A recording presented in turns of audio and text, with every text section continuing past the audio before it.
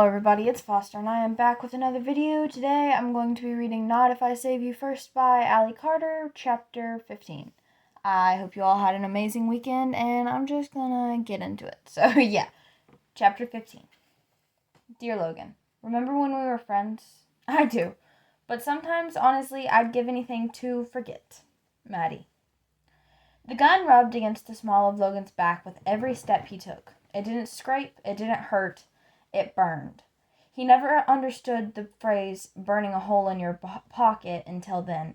He'd never known just how much self-restraint could hurt. But his hands were bound in front of him, and he couldn't easily reach the gun without unclasping his cuffs.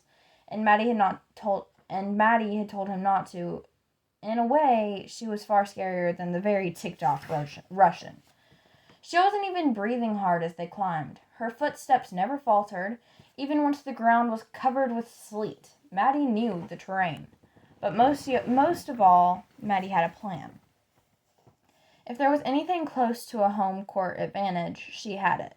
And Logan tried to be smart. He tried to be patient. He tried to forget Maddie, the way Maddie had pressed against him, the feel of her hands at his back. He tried to pretend like every single thing in his life wasn't changing. But Logan was smarter than anyone knew, which meant that Logan knew that nothing in his life was ever going to be the same again. "We have a gun," he whispered. Calm down, city boy. We have a flare gun, in case you didn't notice." Logan hadn't noticed, but he wasn't as disappointed as he should have been. Right then, the gun part was the only part that mattered. But Maddie wasn't so sure. "That means one shot. One shot means we have to be smart about it.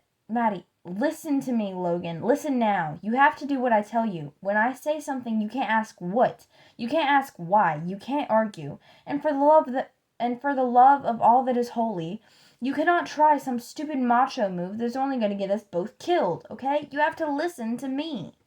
"Okay," he said, partly to make her stop talking. Stefan was close, and even though it was dark and the sleet was falling harder, it was so quiet that even a whisper seemed to echo for an hour. "No, Logan, listen to me. You have to do exactly what I say, exactly when I say it. Promise me." "I promise," he said, and she nodded like maybe, just maybe, she might be in the mood to believe him. She put her head down and kept trudging through the storm, and for a moment Logan thought that maybe everything was going to be okay. But then Maddie stumbled to a stop.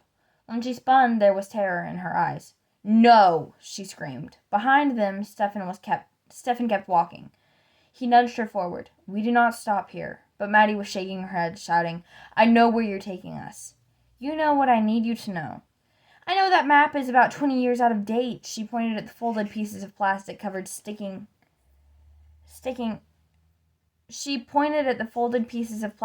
paper sticking out from the pocket of his pack. "Walk," he ordered. "No." "Mad," Logan tried, but she pulled away from him and kept glaring up at Stephen, a look of rage, or maybe fear, in her eyes. "If you think we're going to cross it, you're crazy, or you have a death wish, or both." "Mad?" Logan had no idea what she was talking about, but Maddie was too frantic to fill him in. "You're crazy," she shouted. "We should go to the Black Bear Bridge. I mean, it's not a bridge made of black bears, don't worry, but it's about 20 years newer and 100 times safer. And if you haven't already noticed, we're not exactly dealing with ideal conditions here." "What are you talking about?" Logan snapped. He was hungry and he was cold, and frustration was coming off him in waves. But Maddie kept her gaze locked on Stephen. "Look, I know you don't care about me, and you probably don't even care about yourself. I get that, but you care about him." She pointed at Logan. "And he's not going to do you any good if he's at the bottom of a 100-foot ravine, smashed into about 1,000,000 icy pieces." That part at least seemed to hit its mark. "I don't want to die, and you need him alive, so please, let's just go to the Black Bear Bridge." Logan watched Stephen consider this. "How far is this Black Bear Bridge?" the Russian asked. "It's not too far." "How far?" Stephen snapped. Maddie couldn't meet his gaze. "It's only a half-day's walk." "A half-day's walk?" Stephen asked. "Under good conditions?" Maddie had to nod. "We go my way," Stephen said, and pushed forward. "Let her go back." Logan was still pleading with Stephen 10 minutes later. "It'll take her a day to walk back to her cabin, and you and I will be long gone by then, won't we? I mean, that's why we can't go to this other bridge, right? Because we're on a deadline here. You let her go. We don't need her." "Yes, I do." Some faces just weren't supposed to smile. Stefan's was one of them, Maddie had decided, because when he grinned at Logan's words, it had an eerie effect. Like he was 10 moves away from checkmate, and he was the only one who could see it. It made Maddie's heart pound harder, her hands want to shake.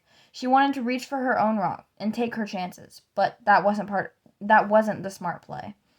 And she was currently in the middle of almost 20 million acres of wilderness with heavy perception and falling temperatures and absolutely no help on the way. They didn't have time for stupid. But that didn't wipe the smile from Stefan's face. It didn't dampen the fire that was already burning inside of Logan. What's so funny? Logan snapped. Just let her go.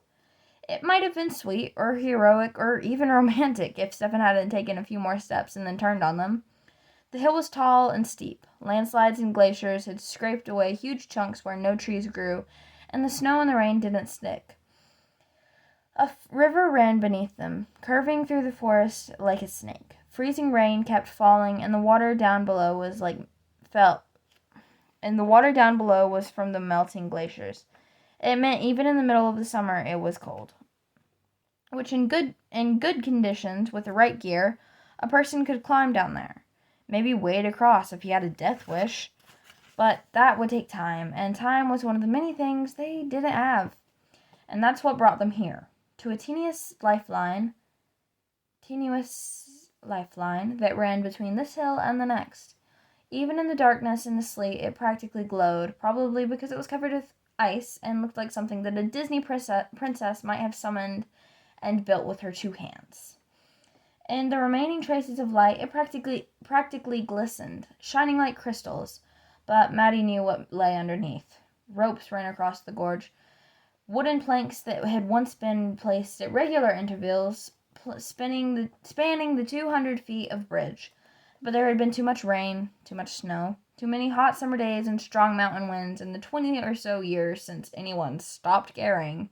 But no one ever came here. No one who did come here would forget that there was another, safer bridge not too terribly far away. No one would be stupid enough to cross. I need your girlfriend, President's son, Stefan said. I need her to go across that bridge and show us how safe it is. Safe wasn't a word that would have been used to describe it in over a decade. Maybe longer, long before she and her father had moved to Alaska. She had heard about this bridge, about how the park's development meant to come tear it down every summer, but with the cutbacks and budget freezes, it got delayed every year.